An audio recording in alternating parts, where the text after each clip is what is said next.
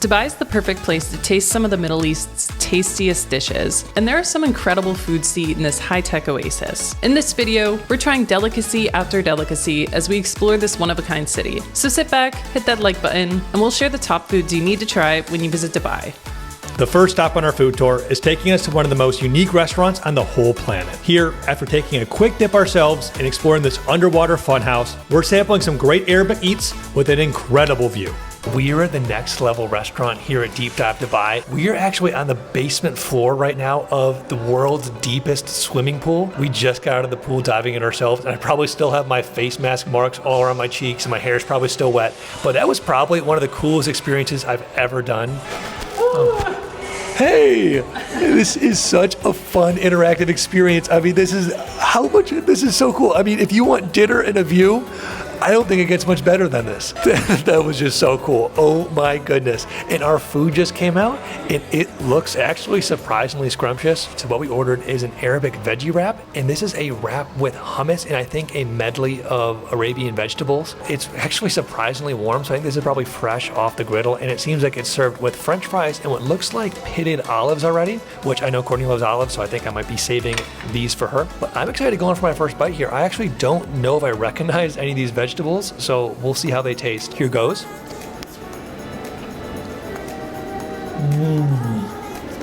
That's really good. I know there's supposed to be hummus in there, and I definitely taste the creaminess of the hummus. It almost tastes like a pizza wrap with a good hearty serving of vegetables. I think I taste mushrooms in there. There's some sort of lettuce. Maybe it's spinach. I'm not entirely sure. It's actually rocket leaves. We saw rocket leaves on the menu, so I think that might be arugula or some other space age style food because this whole atmosphere here is so space age. And maybe even potatoes or chickpeas on here. I'll go for one more bite here. Those chickpea bites are phenomenal. Yeah, and with a lot of Middle Eastern meals being very meat heavy, it's really nice having a vegetarian option. And who doesn't love French fries? That's so good. This place is so cool.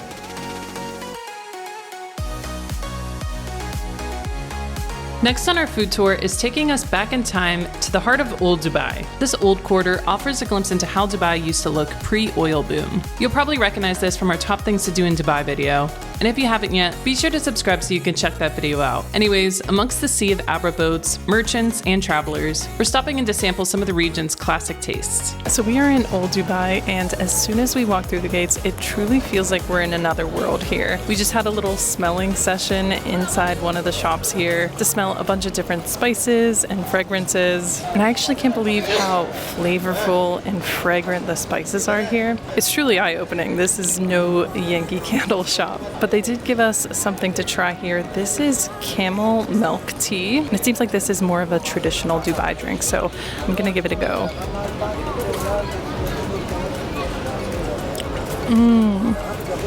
It's actually incredibly flavorful for what it looks like. It kind of just looks like normal tea, but I guess tea here is a little bit different than what we're used to. It almost has like different layers of spices as you go through it, and it definitely has a creaminess to it, which I'm assuming is coming from the camel milk. The milkiness doesn't taste different in particular. I'm assuming camel milk is pretty similar to regular milk. Yeah, but it's really good and actually not too bad on a hot day. All right, we found our way into the gold Souk here in Old Dubai. This is one of the most famous markets in all of this old city, and this area is known specifically for its street after street of gold vendors. I think behind me there's actually the world's largest gold ring. I know Dubai loves their world records, so of course they have that here. They say it's actually sized for an elephant. I don't know if an elephant's ever worn it, but it's kind of fun to have that sitting over there. We were just in a spice shop where they blew plumes of spice in our face, but as a token of good faith, they also gave us a date to try. Dates are very common in this region. I know my mom loves dates. I'm not a huge date person, but I figured when in Rome or when in Old Dubai, it's the perfect time to try one. So this says milk chocolate date. I'm almost hoping it's not milk chocolate because it is like 100 degrees out right now.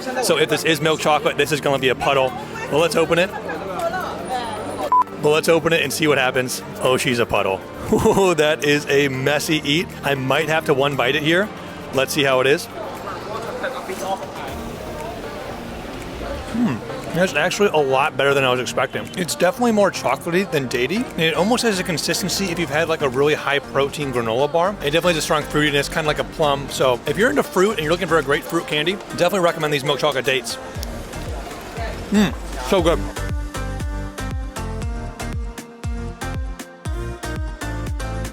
All right, so we've made our way into a traditional house here. This house has been turned into a restaurant. So while there's a main seating room and kind of an open air atrium, we've made ourselves into one of the traditional rooms of the house. And we took off our shoes and you sit on the floor. We had a lady pour us traditional Arabic coffee. We're told it's supposed to be very strong and also not have any sugar. And they give you a date with the coffee. So as you drink the coffee, I think the sugar is supposed to come from the date. So we'll see how this compares to when it's not chocolate covered. All right, here goes. The teacup is pretty warm, so I'm hoping the coffee's not scalding, but we shall see.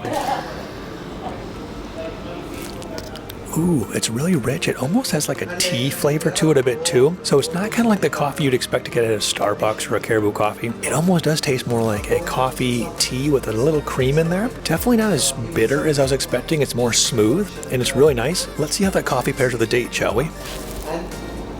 You are not going to make the... That's a juicy tape, and there's definitely a pit in there. I was not expecting that pit. Like every time my mom forced these on me, she'd already pre-pitted them, but it's actually delicious. It's a little sweet, not overly sweet, and a really smooth texture. As someone that wasn't a huge fan of dates before, I could actually see how that pairs pretty well together. All right, so here we have a salty crepe with cheese inside of it. I'm actually pretty excited for this. It looks kind of like a normal crepe, but almost a little bit drier and crustier. So let's give it a go. Yeah, it kind of just tastes like a really thin crepe, but definitely more on the savory side with the salt and the cheese. I actually really like it. It's a very light dish. I would imagine it's kind of like an appetizer.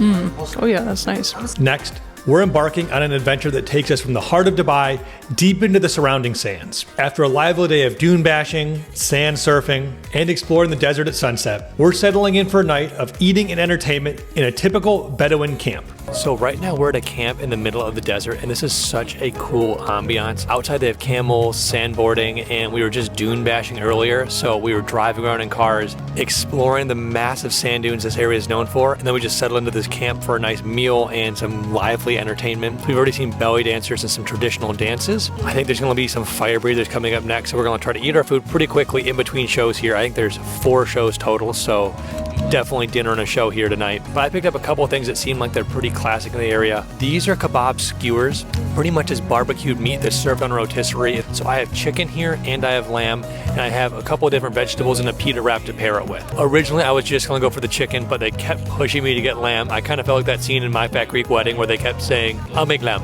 I make lamb. So I ended up having to get lamb just to get them off my back. But we'll start with the chicken, which I was most excited to try. So here goes. Ooh, I really like that. It's incredibly tender and super smoky. It has a little bit of spice on there. I'm not entirely sure what it is. It might be cumin or some other kind of spice. We were in Dubai's Old Town Spice Market earlier, so I know they have a lot of different spices they cook with. It's definitely not an intense heat of a spice, but it's kind of like a warm flavor that pairs with that smokiness. That's really good. I'm gonna go for my lamb kebab here, and I feel like they gypped me on the skewer, so forgive me if this is an atrocious way to eat it, but here goes. You know, I don't know how I was expecting it to taste like a gyro because that's my only real experience with lamb. It almost tastes more like a breakfast sausage, like the exact same consistency, and the flavor has just kind of a sausagey taste. It's definitely a little gamey, so you know it's not pork or beef. We got some eating to do here, and I hear there's gonna be some fire breathers coming later, so I'm really looking forward to this dinner and the show. All right, so I kind of went for the vegetarian route here. I honestly didn't really know what I was grabbing, but I heard that there was some lentil curry here. I think that's gonna be this one, so I think I'm gonna try it. I'm just gonna go in with my fork.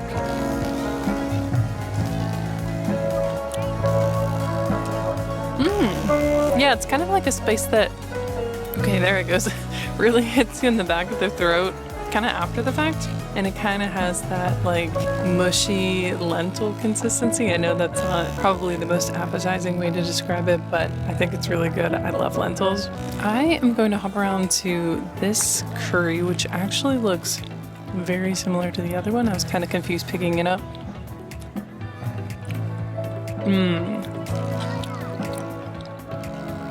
Okay, that spice hits you right in the front of your mouth. I definitely don't know spices well enough to be able to differentiate between the two, but they're both really good, and it's kind of fun to just experience a bunch of different new flavors. It's kind of funny, we chose the like standard budget option for this dinner and a show camp here in the middle of the desert, and they told us we could upgrade to a dinner with more options, and I'm so glad that we didn't because we have way too many options here. I honestly couldn't choose going down the buffet, so kind of a fun way to try a bunch of different dishes that would otherwise be kind of hard to get your hands on. The next stop on our food tour is taking us to the base of one of the most iconic skyscrapers in the world, the Burj Khalifa. Because nestled beneath the tallest tower in the world is actually the largest mall in the world, which is home to one of the best places to find some cheap and authentic local cuisine. All right, so we picked up a food court lunch here in Dubai Mall, which normally we probably wouldn't be stopping at a mall for a taste of local food. But of course, pretty much like everything in Dubai, the mall is on a whole other level here. This mall sits at the base of the Burj Khalifa. There's an aquarium in this mall, and I think there's even an ice rink somewhere. So it's definitely worth a stop when you're in Dubai. And for lunch, we got the falafel platter.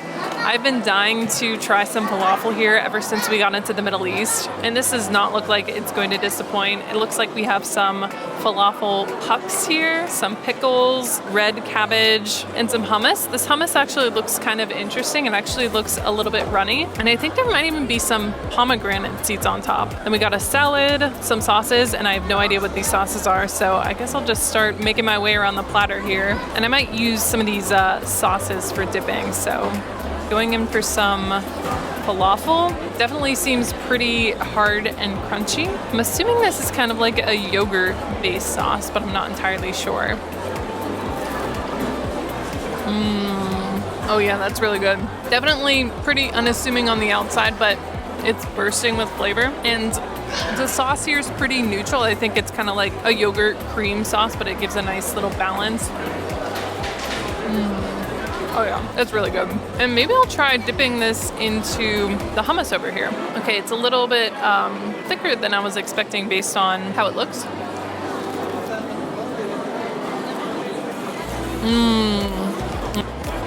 That Middle East hummus hits so different. That is so good. It's so incredibly creamy. You don't get any sort of weird separated chunks. It's all kind of the same consistency. And it looks like they flavored it with some sort of powder. I don't know if it's like chili powder or something. I'm gonna try one of these seeds here. See what that is. Yeah, that's kind of sweet. I think just from the looks of it, it's pomegranate seeds. I'm not a huge pomegranate eater, so I guess I wouldn't know best, but yeah, it's pretty good. Some of the cabbage here. It's pretty fermented, which I really like. Yeah, this is really good. This is a decent amount of food and a bunch of flavors going on here, so pretty good. All right, our next dish came out and it looks way different than we were expecting. In my mind, I thought this was kind of like a cheese pastry. It was gonna be more on the savory side, but looking at it, it looks like it's fried really crisp and almost flaky. And I believe there's crushed pistachios on top, so I think there's a chance this might be a little sweet. And it even looks like there's a little bit of oil pooling down here, so it looks like it's fresh out of the fryer. So I can't wait to tear into this. Here we go.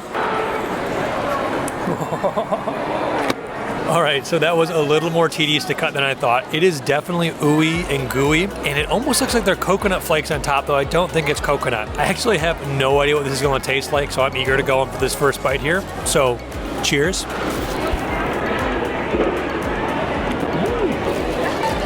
That is so delightful.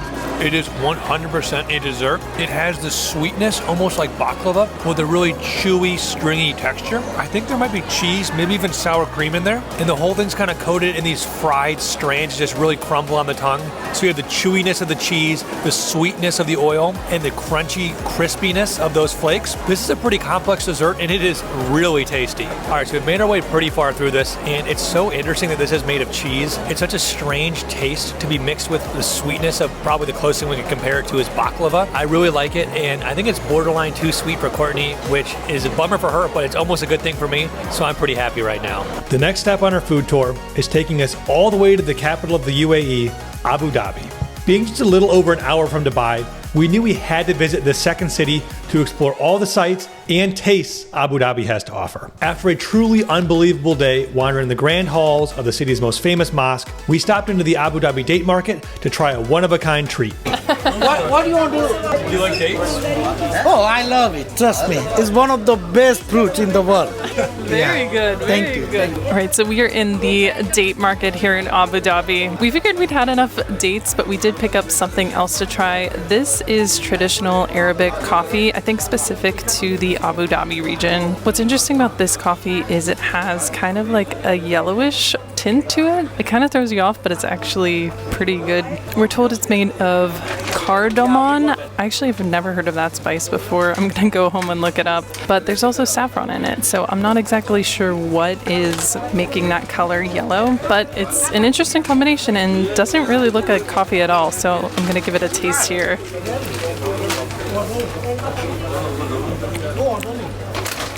It's really good. It kind of like toes the middle of tea and coffee, at least based on my Western palate. It's a little bit spicy. It's not really sweet, but I actually really like it.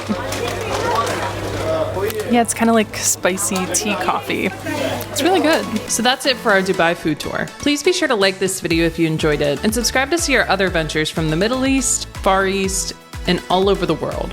Seriously, we have some epic videos just around the corner, so be sure you're subscribed so you can see it all. Thanks, and we'll see you in the next one. Bye!